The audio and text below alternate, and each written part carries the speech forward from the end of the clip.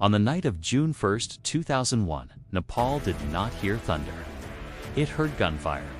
Inside a palace built to protect kings, death walked freely. By morning, a 240-year-old dynasty was already dying. For generations, Nepal's kings were not just rulers. They were symbols, almost untouchable. King Birendra ruled quietly, calm, reserved, respected. The palace walls had survived wars, revolutions, and the rise and fall of empires. But they were never built to stop betrayal from within. The Shah dynasty had been the bedrock of Nepal for centuries. They were considered descendants of gods, a living link between the heavens and the earth. Their authority was woven into the fabric of the nation. King Birendra, in particular, was seen as a unifying figure. He had navigated the country through a transition from an absolute to a constitutional monarchy, earning him a quiet but deep-seated respect. He was a family man, a poet, and a king who seemed more interested in his people's welfare than in the pomp of royalty.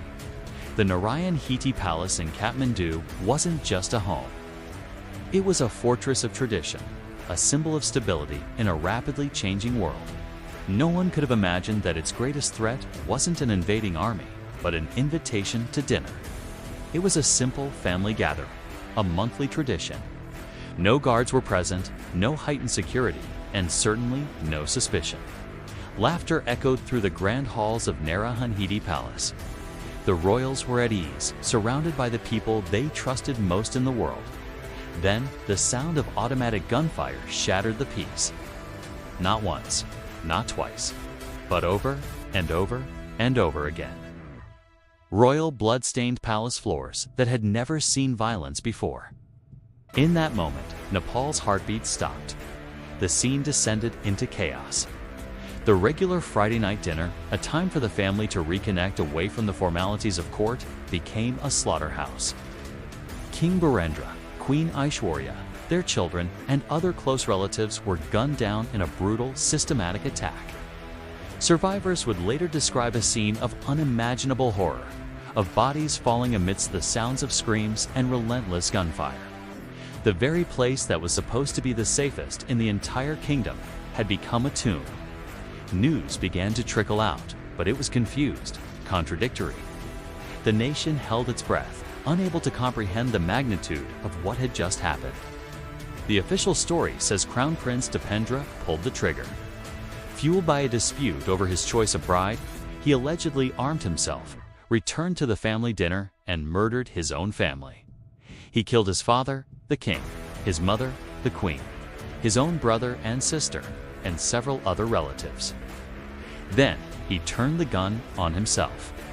For 3 surreal days, Nepal had a king in a coma. Dipendra, the man accused of patricide and mass murder, was declared King of Nepal while on life support. History had never seen anything like it.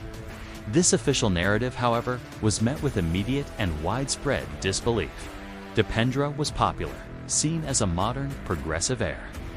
The idea that he could transform into a cold-blooded killer overnight seemed impossible to many. The motive? A disagreement over his love life felt too simplistic, too convenient to explain such a catastrophic event. As he lay dying, the kingdom he was meant to rule was plunged into a state of shock and confusion. The investigation that followed ended quickly, too quickly. There were no full public witness testimonies.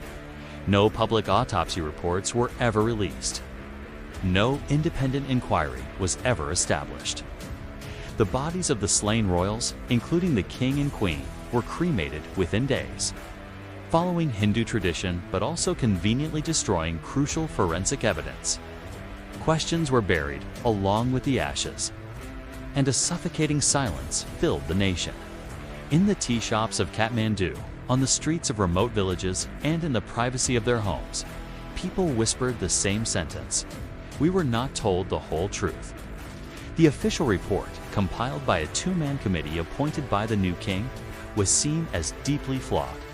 Key witnesses, including the Queen's aide-de-camp, gave conflicting accounts that were never fully explored. The lack of transparency fueled a storm of conspiracy theories.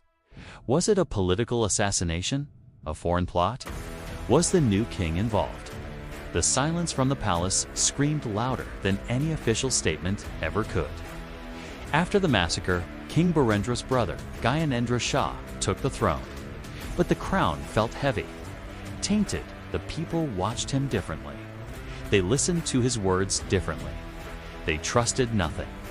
The monarchy no longer felt divine or protected by fate. It felt fragile, human, and vulnerable.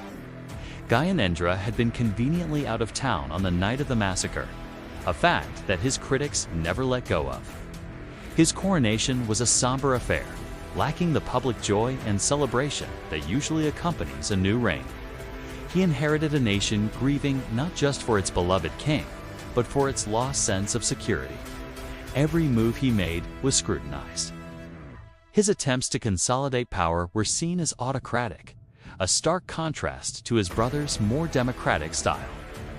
The faith that had held the monarchy in place for over 2 centuries was gone. And when a crown loses the faith of its people, it begins to crack.